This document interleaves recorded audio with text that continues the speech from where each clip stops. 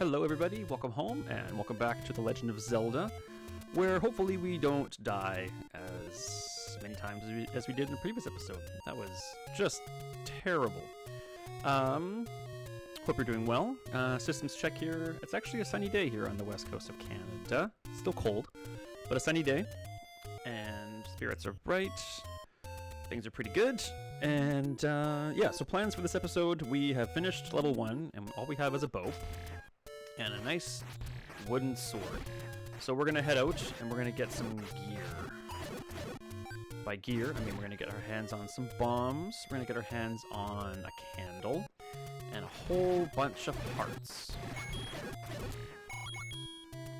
And so we hopefully stop dying as much as we did. Because I'll never live that down, and nor should I, because that was pretty rough. So, as mentioned in the previous series, there are 3 kinds of swords you can get. There's the wooden sword, the white sword, and the magical sword, also known as the master sword. And you can get the white sword once you have 6 hearts, which we only need 2 more for. And I'm trying to decide right on the spot here if I'm going to get that before the next dungeon. You actually can go to the first dungeon with it, because all you need to do is farm some money, you get the candle and some bombs, and you can go get enough heart containers to get the white sword before you enter a single dungeon. But that's not quite necessarily the spirit of the game necessarily. So are we going to go to dungeon 2 with the white sword? Yeah, we are. So we're back in the beginning, where we're going to hop in this dungeon with a guy who clearly went to marketing school. And we're going to buy ourselves a blue candle. So this means once per screen we can shoot out a ball of flame and reveal some secrets. So I did also mention in the first video that I haven't done any further research on this game since then, so all of my quote-unquote facts are speculative at best. But just about every screen in the overworld, there's some kind of secret. There obviously isn't one here that I know of. I mean, I guess by secret, there's like, you eventually get the raft and you go up here. I guess you can call that a secret. Something to do on every screen, just about. Maybe that's a better way to put it. Something to do. Anyway, we can burn this tree down. And we get a little money. There's little secrets like this all over the world. It's a secret to everybody. It's been a meme since 1987. Long before memes even existed. There is a shop here where we'll buy our magical shield for El Cheapo later on. But we can't afford it yet. There's no point. And the 5th tree in is very important because we go in here and we get ourselves a new heart container. And as I crudely put in the previous series, you would be just a silly person to take the life potion here, because life potion is something that you can buy. A heart container is not. You cannot spend money anywhere endlessly for free health.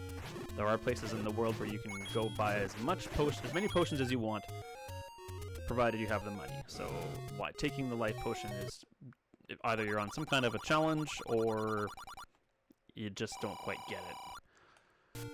So we're just kind of hanging out. Not hanging out. We're cruising around, getting some money. We also want to get our hands on the blue ring sooner or later, which costs 250 rupees. We're also looking to get our hands on some bombs. We need to find some blue enemies that will help us achieve that goal, because the nearest other heart container, it requires a bomb. Perfect timing. Perfect timing. Fight some Tektites. It's like Cyclops spiders with 4 legs. Tektites in this game, in my personal experience, are some of the more lucrative things you can hunt, because they drop things very often.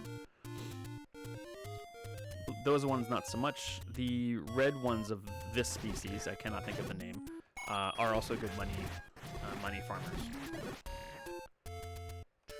And here we have our other heart piece. Kaplunk. Bombs are a very effective weapon in this game as well. I believe they do the same damage as a magic sword. Wish I had confirmed that before I started recording, but I did not. We'd like $5, please. So we can't get it by walking over it, but we'll send a boomerang after it. And we also want some money here. Kerplunk. Boom. Hey, get out of here. More bombs. So yeah, if you need bombs, you can buy bombs for 20 bucks. You get 4 for 20 bucks in certain shops around Hyrule. But if you can find some blue or green enemies, I'll show you the green guys. They're down here. The blue Octoroks or these dudes are renowned for dropping bombs with relative frequency. Told you. And there's this little secret doodle in here. And we're kind of on our way to get ourselves the blue ring too, so we'll probably just fulfill that this episode as well, because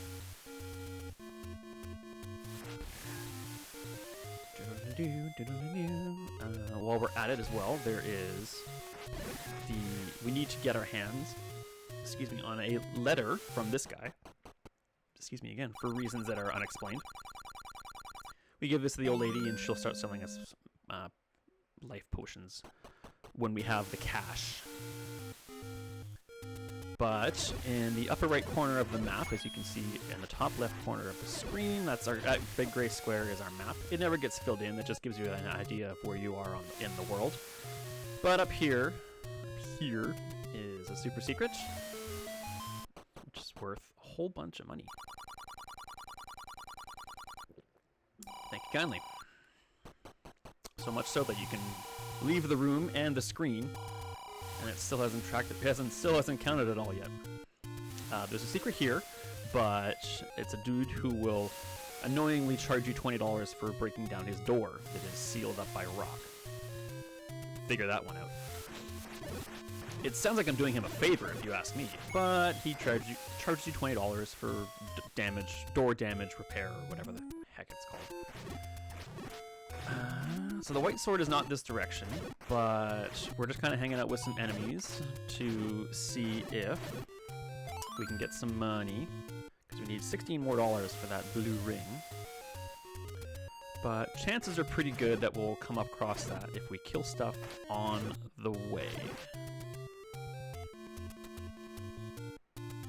Not going to waste time with the blue ones, as they don't usually drop much, and they take quite a few hits with the wooden sword. This screen is full of blue dudes. Pardon me. This screen should have nothing but red guys, so usually pretty reliable money droppers. Thank you. Oh, actually, there's a dude with money here, but I can't remember if it's 10 or 30, and we can only hold 255 rupees at any time. If it's 30, we'd waste money. So I'm gonna hold off on that guy. Hey, knock it off. Thank you kindly. Money please. We're close, very close. There's more enemies if we go down. Just need 3 more bucks. But don't need more than that, because we can't carry much. We can only carry $5 more total than what the blue ring costs, but we should be able to get it. Come across $2, and we just did, so now we're just gonna walk straight there.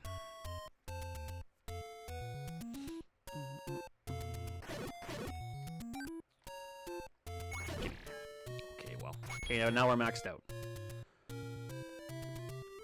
So we won't waste any more time or energy, because we'll just save hearts by killing him there. So I guess in this episode, we'll just kind of grab the blue ring and the white sword and get us ready for dungeon goodness, and then we'll probably just call it there. Keeping with our attempt to keep the episodes a bit more bite-sized. Again, probably the guy's classmate in Marketing 101, because that's just not a good selling technique. Man, look how much money this stuff costs. You should shop somewhere else. Fortunately for you, there is nowhere else to buy the blue ring, and now we're blue. So, lucky for him, he can charge whatever he wants for that blue ring because nobody else has it. Total useless side note, you'll notice that the handle of my sword up in the A box up there is also blue now. And I wonder if I personally did. I've definitely seen footage of people who wound up in the final dungeon with just the wooden sword, and I know that when you get the red ring, the sword handle turns red as well. Got that already, got enough hearts, we're heading off to White Sword Town. Probably call the episode there.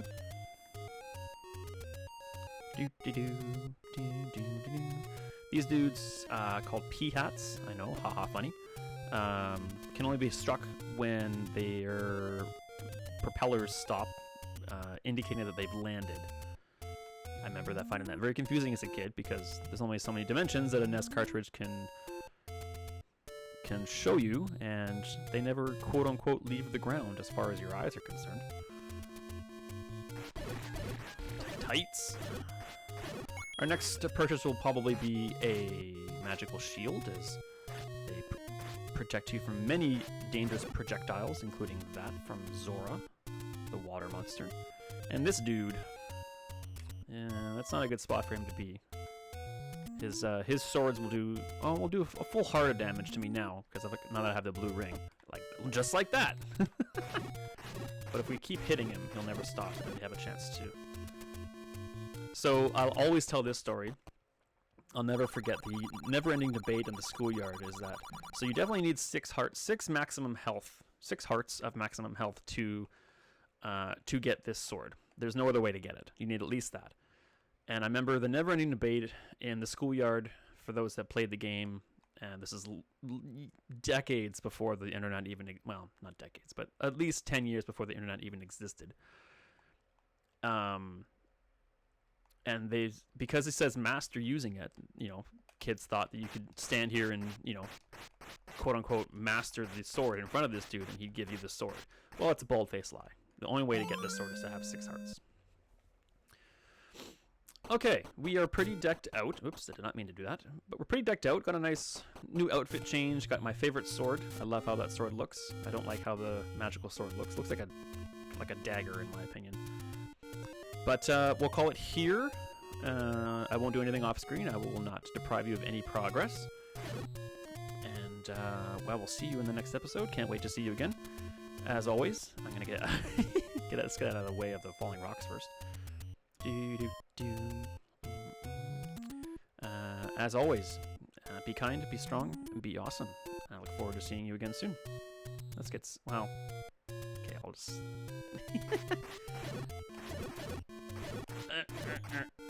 Okay. Okay, be kind, be strong, be awesome. See you guys.